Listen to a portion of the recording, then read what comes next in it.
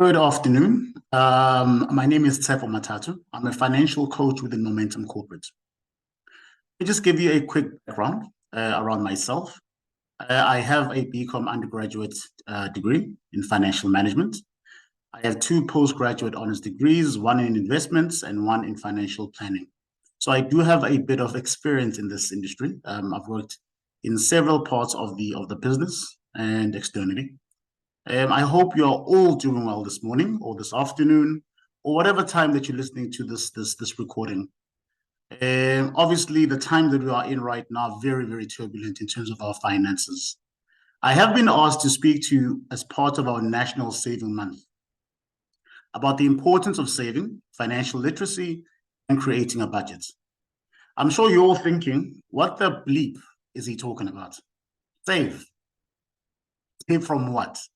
When I'm barely keeping my head above water. I won't sit here and lie and act like I'm an ostrich with my head in the sand.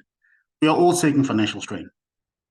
With interest rates going up, what seems like every week now, petrol prices, food, load shedding has got us buying things like gas stoves and gas heaters.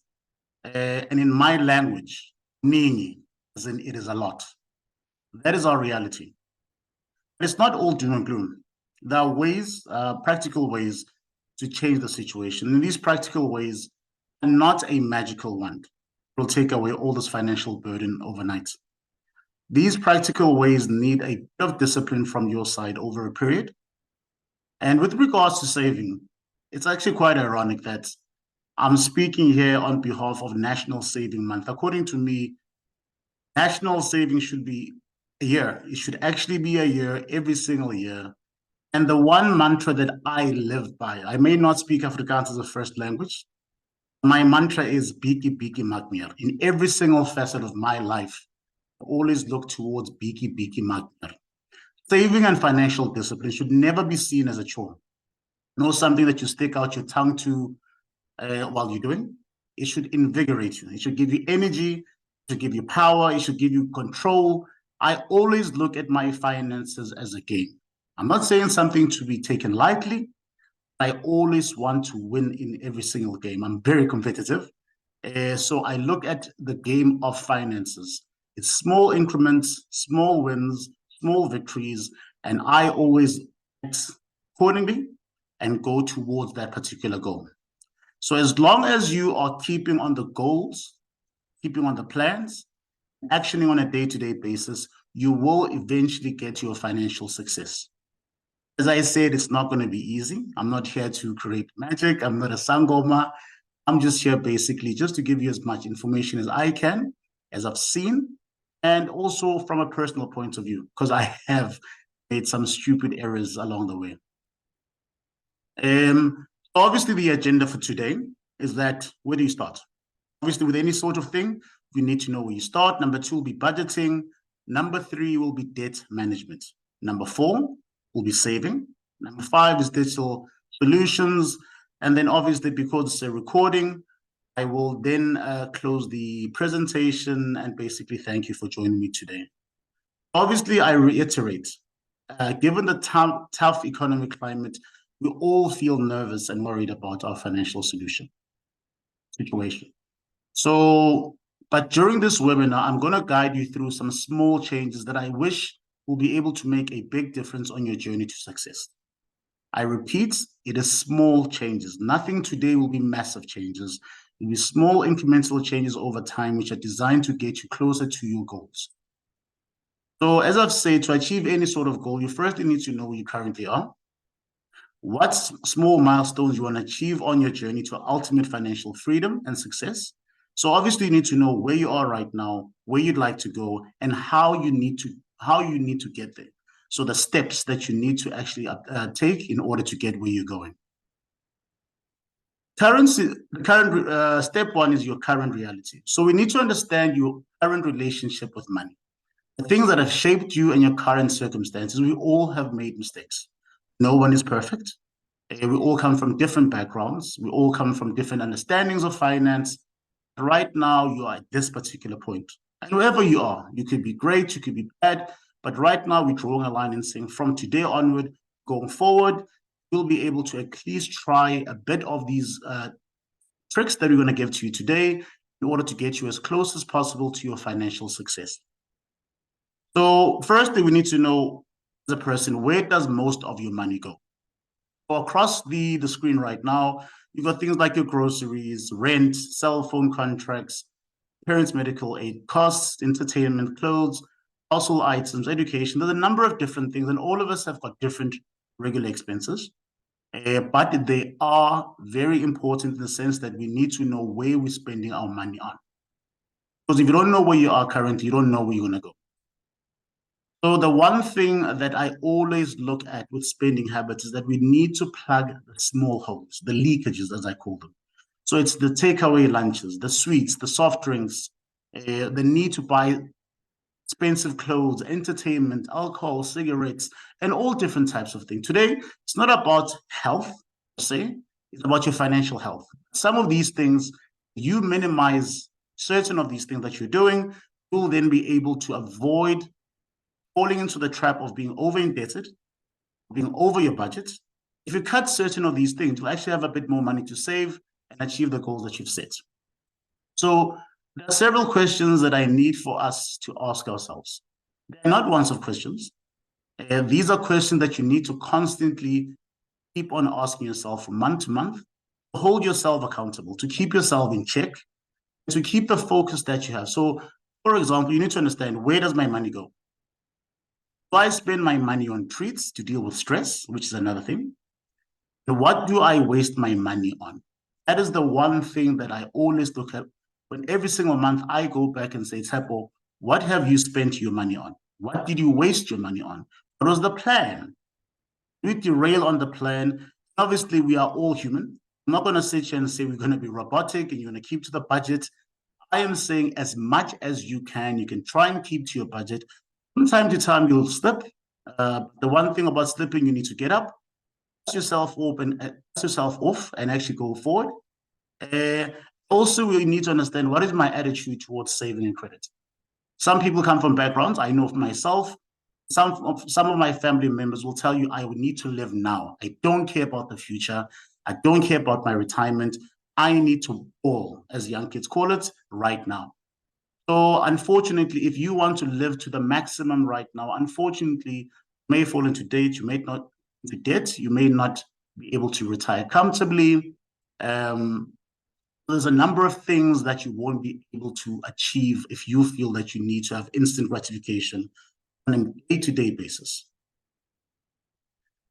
So we all have goals that we need to achieve, financially speaking. And here's a list, obviously. So I know myself, there's a bit of debt that I have. I need to look into my retirement. I need to provide for my kids when I'm gone, saving for a new car or a new home. I need to continue education or for the education for my sons, saving for emergencies, healthcare, a lot of different things. And obviously, all of us have got different things that we are attending to.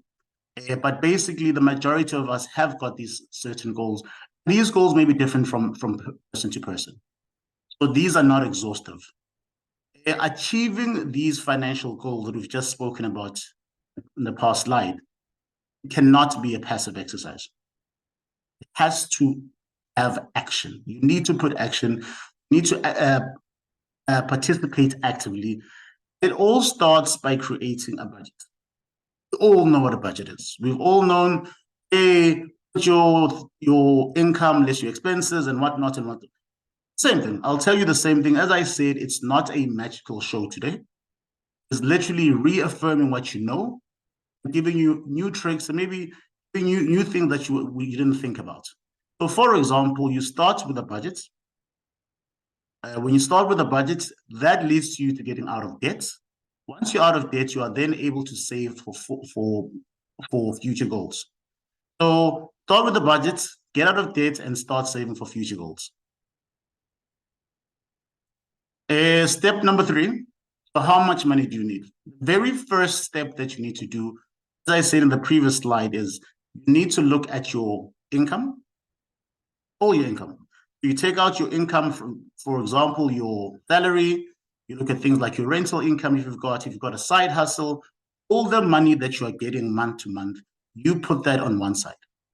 You then list all your expenses that you have, whether it's groceries, whether it's the bond, whether it's water and lights, transport, data, bank charges, a large range of different things.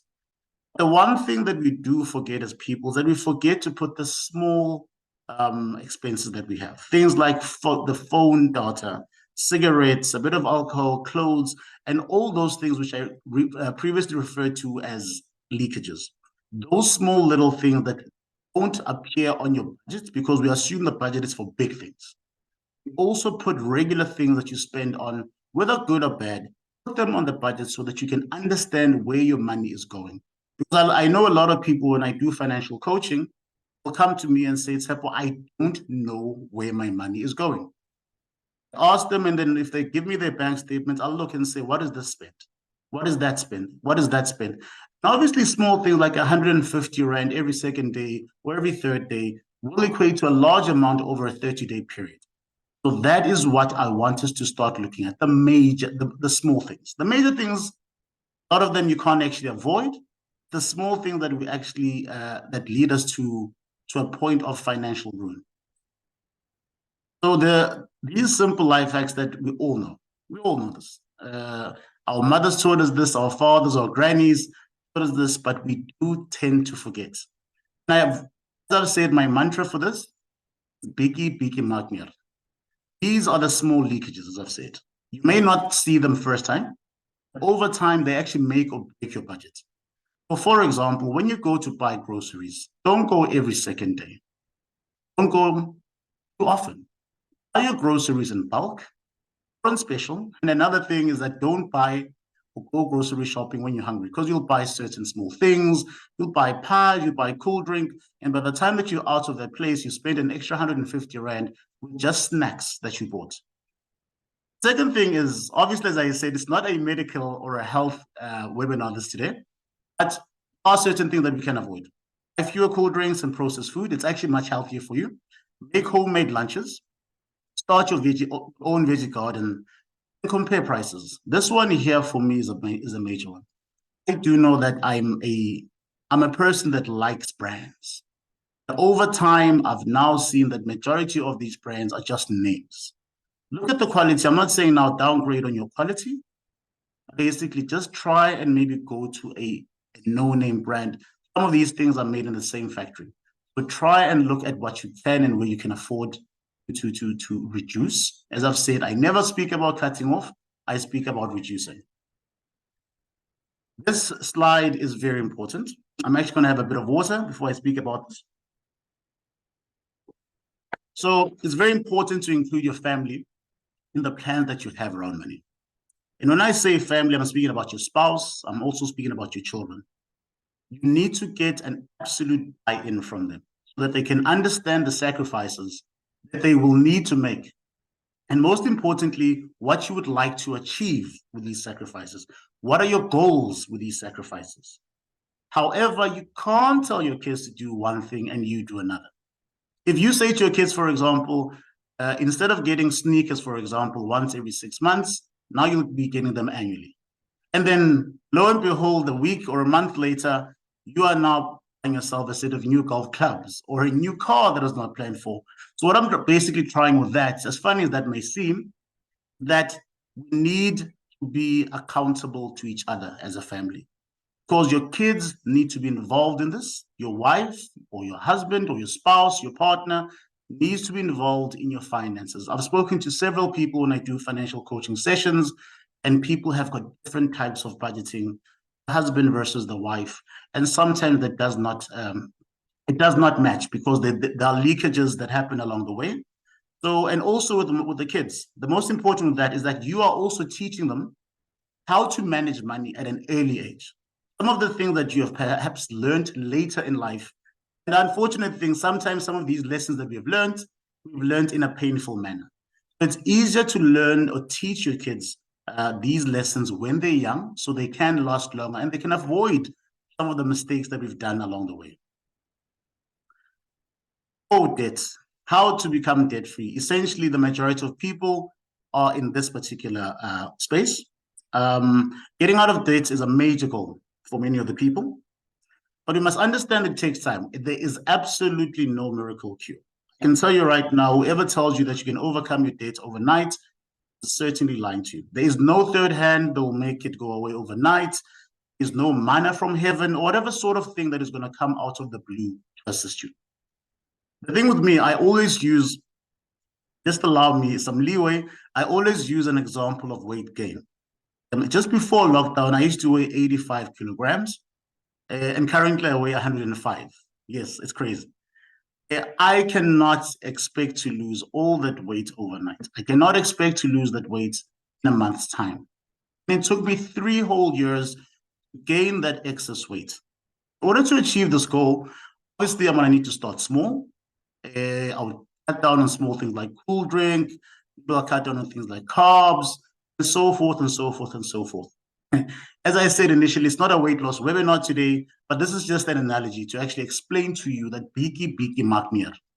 So slowly but surely, you are getting towards your goal and making small increments in terms of your behavior. Step number 4 is to review your current debts. So to lighten the burden of your debt, there are 3 steps that you follow. Number 1 is a debt assessment.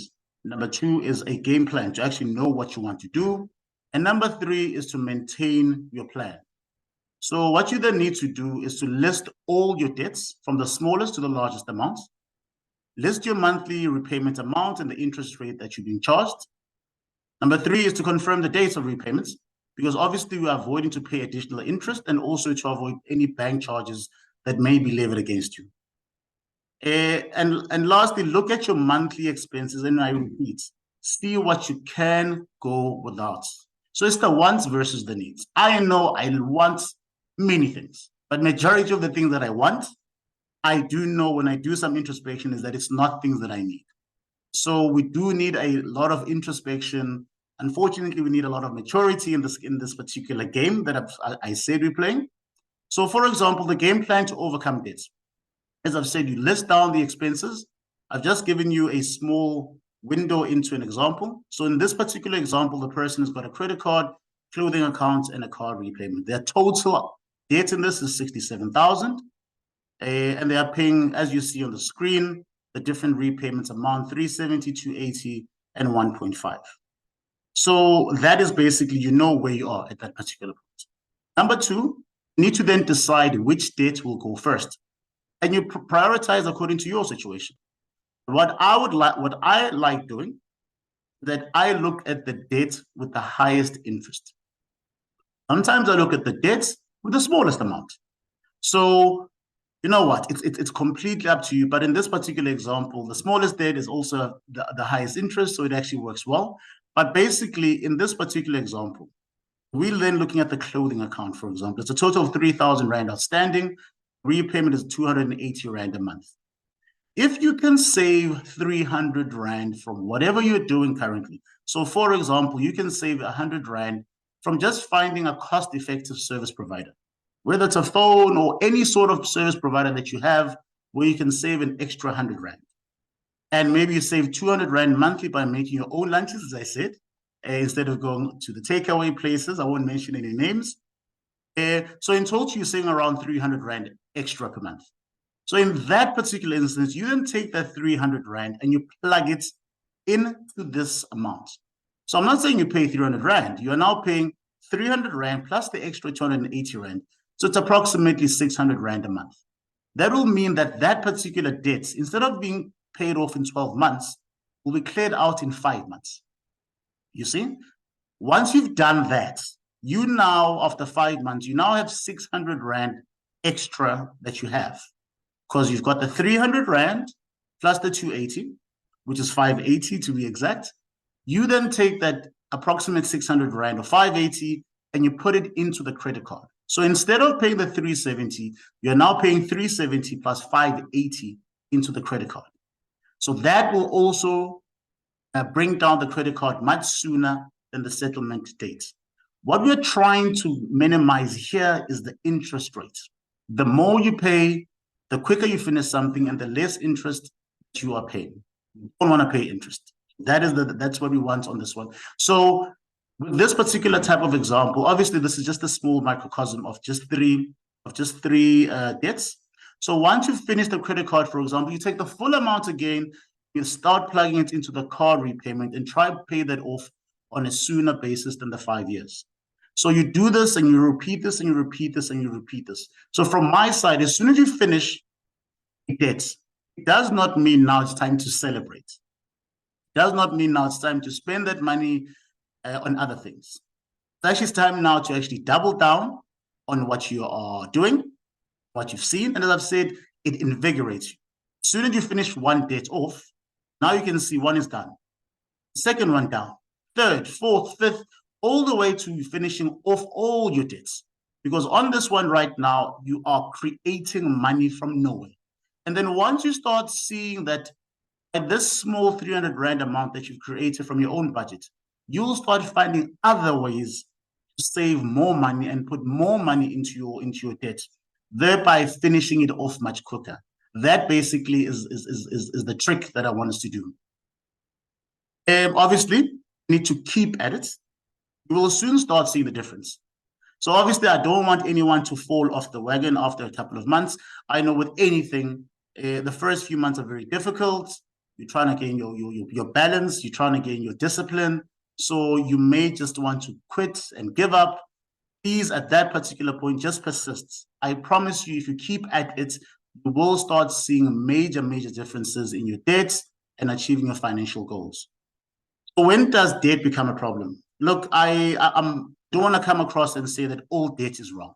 You see, some debt obviously can be helpful in assisting you in sorting out short-term issues, or to buy big things like a house. There are a few key issues that I'd like to escalate to make debt a big burden that can get out of control. So these issues include, it encourages you to spend more than you can afford. So it's instant gratification. I want it now. I can't afford it. Pull out my credit card. I want it now. Majority of times, as I've said, a lot of these wants are not needs. And also, you are borrowing from your future income. If you take something right now, it means that when you get paid, you need to pay from that. So there's a lot of different things that can hurt your credit score. It can lead to other stresses and stuff like that. But from my side, I am not saying all debt is wrong, but I am trying to say to you, try and minimize debt as much as you can. Some debt is good, but most debt for me on my side is not good. Try and avoid interest. This is your money. Spend it for yourself. Don't give it to financial institutions unnecessarily. So, in fact, speaking about debt, for example, I always say to myself, I always avoid purchasing things on high purchase. So, for example, in this example, we've got a TV which is 5,000 Rand, 4,999. Monthly repayment is 285 Rand a month, and the period is over 30 months. In those 30 months, you have now paid 8,550 Rand. Over 3,500 Rand, you've just given them free of charge. Free of charge to whatever place, whether it's shop or the bank, but you've given them 3,500 Rand free of charge because you wanted that thing immediately. And the thing is, by most of the time, I know it myself when I used to buy things on high purchase, by the time that you finish paying off this TV, whatever you want to pay off, you actually don't like the TV anymore. It's too old. It's too boring. You want a bigger TV and stuff like that. So my advice to you with regards to this is to save money. Buy these things by cash when you can. Buy these things via lay-by when you can. Because with lay-by, you are paying only the amount. There's no extra fees that you're paying, like with interest and any other charges. So this is a massive one. I just created a small example of a small housing loan of 500,000, which is going to be paid over 20 years. So in those 20 years, you would have paid almost 600,000 Rand in terms of interest. Total amount would be about 1.1 million that you've paid. Let's assuming an interest rate of 9.25%. You're paying an extra 100 Rand on top of this 4,005. You would have saved 41,000 Rand. You would have paid this loan off in about 19 years, a year sooner. 500, you've saved 158,000. You've paid it off almost 4.5 years sooner. If you put in 1,000 rand, 1,000 rand may seem like a lot of money, especially right now in our economy, but you can make it from some places. If you put 1,000 rand, you would have saved over 240,000 rand. The most important thing for me is that you've actually paid this house off 7 years sooner. 7 years without you having some monthly debt that you're paying off. That to me is financial freedom. This is where I'd like us all to get. So, as I've said, find all these monies within your spending, cutting down on certain things, cutting down on takeouts, alcohol brands, whatever's important to you. I cannot cover everyone's negatives in terms of what they spend on. But the important thing is to try find this money and plug it into your debts. Finish it off as soon as possible. How can one overcome debts? There's obviously different things that you can do. One is debt consolidation. Debt consolidation is essentially taking one big loan to pay off everything. Now you just need to pay one debt. So you've got one installment instead of 17 different installments, for example. It may lead to a possibly smaller repayment, but it's over a longer period. So you may end up paying more in terms of interest, but obviously it gives you more disposable income on a month-to-month basis. So these are options. Look out for what is best for you and see what is best for you in regards to your own situation. Another thing is to overcome debts is that you can clean your credit record. Some of us have got damaged credit profiles. When your debts are high and unpaid, the credit profile can be damaged and obviously creates issues with trying to find further borrowing. As I've said, there is good debts. I don't want you now to be blacklisted, as it used to be called, for you to buy a house because you got a credit card or some small thing before. Some debt is good. So you can then go for debt counseling. The debt counselor will then draw a new budget. Will also then contact your debtors to organize a repayment plan which is suitable for you. And along the way, as I've said, it does take time. It will then get to a point where you've got a clean credit record. You are able then to create and find more debts and apply for debt from financial services providers. At that particular point, you'll be debt-free and clear. But I always say, once you've created the discipline, these years it will take to finish off is the discipline that you created. Try and avoid the debt because you've created all the discipline and sacrifices. You now know how to handle money in a better fashion.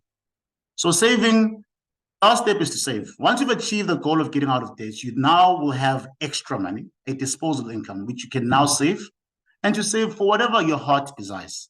This is the point I call utopia. This is where I want most of the people, all of the people, in fact, to be. So yeah, once you start saving, you'll be able to then save into whatever sort of vehicle that you prefer, whether it's a tax-free savings, unit trust, an endowment. There are many different investment vehicles that there are on the market. So you can speak to any of your financial advisors. The most important thing that you will be able to get interest on top of interest. So the sooner you start saving, the more interest you will earn. Interest, as it says, compound interest, interest on top of interest on top of interest. And I kid you not, if you look at it over a short period of time or a long period of time, you'll be surprised at the difference a few years can make. So the earlier you start saving, the earlier you can start making money. You can start being paid by the banks, being paid by the financial institutions, instead of you paying interest to them with credit cards and loans, such things. So this is basically the magic of compound interest, that it's interest on top of interest. And basically, we have reached the end of our presentation right now. The contact details are on the screen. You've got the phone number. You can please call us if you want. You can phone us. You can email us. We'll be here to answer any sort of questions you may have. Time goes on. We can even have a one-on-one session pertaining to your own personal situation. If there's anything that you need, please do contact us. But the one thing that I'd like to leave you with, Piki maak meer. Piki maak meer is the one takeaway I'd like you to take. The fact that nothing will happen overnight. There is no miracle cure. It will not happen overnight. But once you start on this journey, It will start invigorating you. It will start giving you energy. You will start enjoying this as a game. It should not be something that is scary. Money is not scary. This is something that should invigorate you, get closer to your financial goals.